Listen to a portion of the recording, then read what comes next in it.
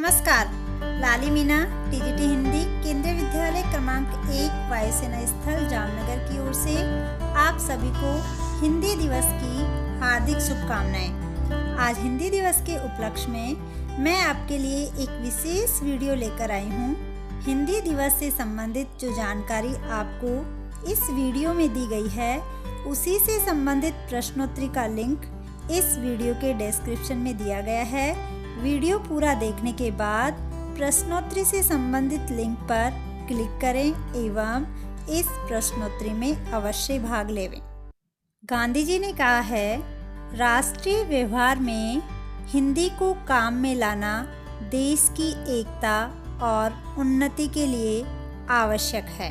हिंदी भाषा का इतिहास लगभग 1000 वर्ष पुराना माना गया है। बोलने वालों की संख्या के अनुसार अंग्रेजी और चीनी भाषा के बाद हिंदी भाषा पूरे विश्व में तीसरी सबसे बड़ी भाषा मानी गई है। हिंदी भाषा में 11 स्वर और 33 व्यंजन हैं। हिंदी भाषा देवनागरी लिपि में लिखी जाती है। सुमित्रा नंदन पंत जी के अनुसार हिंदी हमारे राष्ट्र की अभिव्यक्ति का सरलतम स्रोत है। सन 1918 में गांधी जी ने हिंदी साहित्य सम्मेलन में हिंदी भाषा को राष्ट्रभाषा बनाने को कहा था। इसे गांधी जी ने जनमानस की भाषा भी कहा था। पंडित जवाहरलाल नेहरू ने संविधान सभा में 13 सितंबर 1949 के दिन बहस में भाग लेते हुए 3 प्रमुख बातें कही थी। पहली, किसी विदेशी भाषा से कोई राष्ट्र महान नहीं हो सकता। दूसरी, कोई भी विदेशी भाषा आम लोगों की भाषा नहीं हो सकती। और तीसरी बात जो उन्होंने कही थी वह थी, भारत के हित में, भारत को एक शक्तिशाली राष्ट्र बनाने के हित में, ऐसा राष्ट्र बनाने के हित में जो अपनी आत्मा को पहचाने, जिसे आत्मविश्वास हो, जो संसार के साथ सहयोग कर सके, हमें हिंदी को अपनाना चाहिए। हिंदी दिवस प्रत्येक वर्ष 14 सितंबर को मनाया जाता है। 14 सितंबर 1949 को संविधान सभा ने एक मत से यह निर्णय लिया कि हिंदी ही भारत की राजभाषा होगी। इसी महत्वपूर्ण निर्णय के महत्व को प्रतिपादित करने तथा हिंदी को हर क्षेत्र में प्रसारित करने के लिए राष्ट्रभाषा प्रचार समिति वर्धा के अनुरोध पर वर्ष 1953 से पूरे भारत में 14 सितंबर को प्रतिवर्ष हिंदी दिवस के रूप में मनाया जाता है। यह निर्णय 14 सितंबर को लिया गया।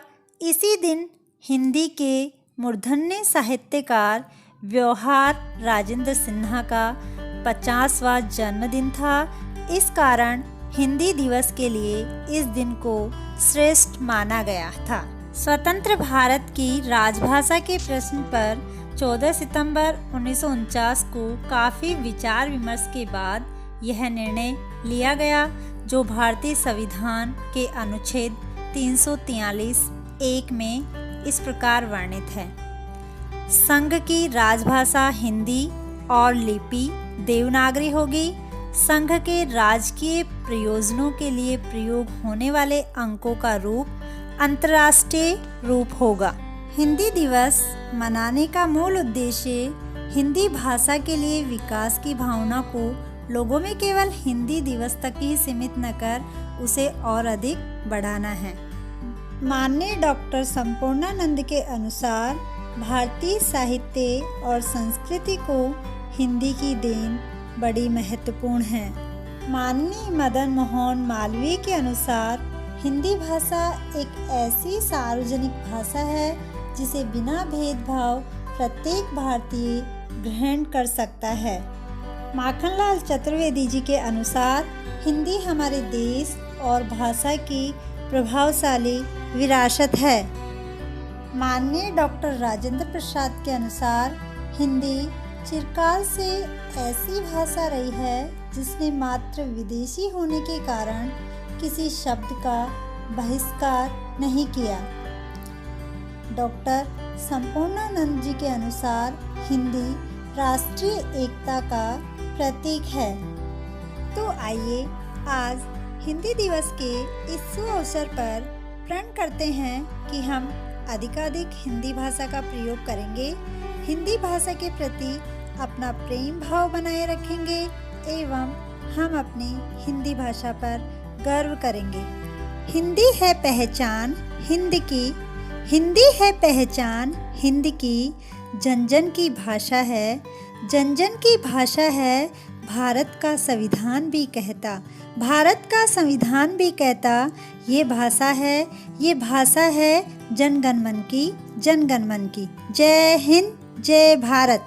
एक बार फिर से सभी को हिंदी दिवस की हार्दिक शुभकामनाएं। धन्यवाद।